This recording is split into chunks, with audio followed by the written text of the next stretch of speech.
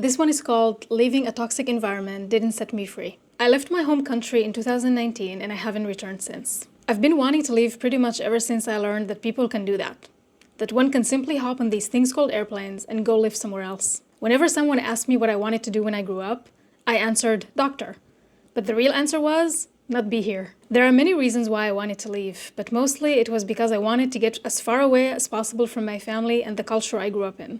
I knew that staying in my home country, where I would always be a few hours drive away from my family, meant I would never truly be free. I had to put an ocean between us. I grew up in a very interesting household. On one hand, my parents gave me everything. A good education, experiences, childhood memories filled with nature and imagination. We didn't grow up rich, but my parents were hard workers and we always had ample food and clothes and went on day trips and vacations. I cannot be more grateful for that. On the other hand, my parents taught me that love is yelling and screaming, shaming each other and calling each other names, that my looks are my greatest value, that being upset or crying is not tolerated, and that they show weak character, that I'm always watched and scrutinized, therefore I better always be on my best behavior, because what people think of me is the single most important thing in life. We lived in a small town where everyone knew everyone, and my parents cared a lot about playing by our small culture's rules, even if they didn't make sense sometimes. In that kind of setting, everything you do is reflected on the family. And for people who cared about what others thought of them, my parents tried to make sure that they were reflected in the best light possible, which meant lying and pretending. Lots of it. I hated being a part of a family. I know that for some people, having a family and people who have your back no matter what is a dream. But for me, I wanted nothing more than the truth, and my family wasn't it. It drove me insane when things would happen at our house that we pretended didn't happen for the sake of putting on a positive image. I hated that my mom would spend entire days screaming and crying, but had a totally different attitude toward other people. I hated that I was constantly told how I should behave when the people telling me that were not behaving in the same way they demanded of me. Most of all, I hated that what I did and who I was related to other people. I had to always think of my family before thinking of myself. And if I dared to voice what I actually thought or asked to do what I wanted to do, I was called selfish and shamed. All I wanted was to be my own person, not a part of a unit. I wanted to just be me, detached from my family, to have my actions solely reflect on me, not worry about how they would reflect on anyone else. As you can imagine, growing up like that came with a lot of baggage.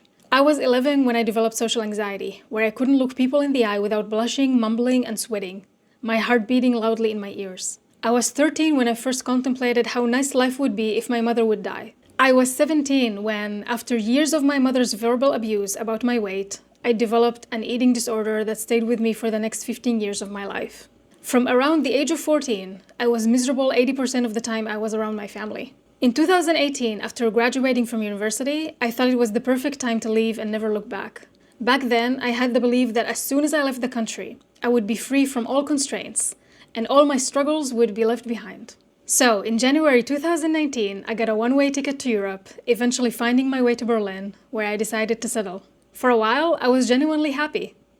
The first couple of months were a blaze.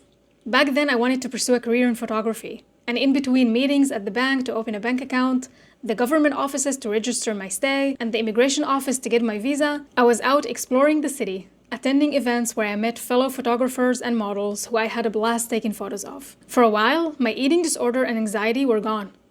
I was excited about life, and that excitement shone with such a bright, fierce light that it reached even the darkest corners of my mind. Then, in March 2020, COVID hit, and suddenly my new life took a sharp turn. I was still keeping myself busy, but I was home alone most of the time, working, and life started to look a lot like it did back in my home country. Soon enough, my eating disorder and social anxiety were back in full swing.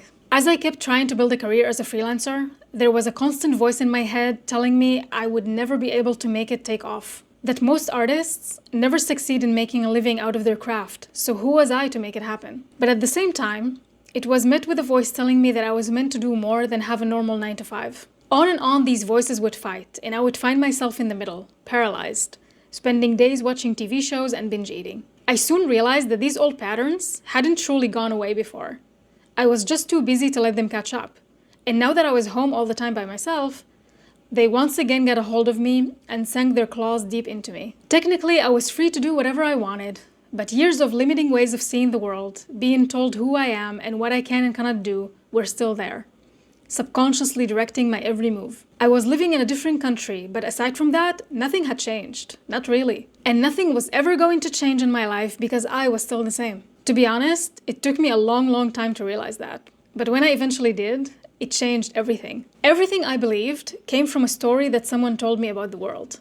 And I believed it because there was nothing else. This was all that I knew. But as I started exposing myself to different ways of thinking, mostly through podcasts, I slowly started entertaining the idea that maybe, just maybe, there was a different story I could tell myself. The story that I had believed for a long time didn't have to be true. I could choose to write a different one that made me feel good as opposed to restricted and frustrated. And so I did. Now, just to be clear, this wasn't easy to do.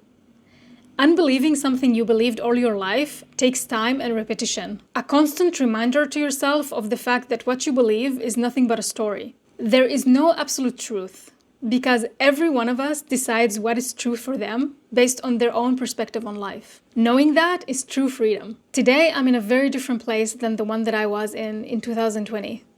Not because I moved countries, I'm actually still in Berlin, but because my mindset is completely different. I see the world through a totally different set of eyes than the ones I used to have back then. And even though some of the fears that used to paralyze me still pop up, now I know where they come from, and I know how not to let them sink their claws into me, and that makes all the difference. On paper, my life is not perfect, but I'm free, because the stories and beliefs I choose to focus on are empowering, not holding me back. So, if you too have left an environment that was toxic in search of true freedom, but found that you're still battling with the same restrictions that bound you, I get you. Old patterns and ways of thinking don't leave us just because we physically move.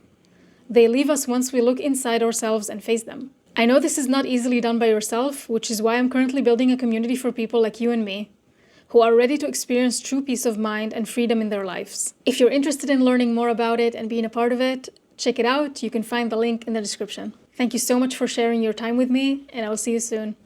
Bye.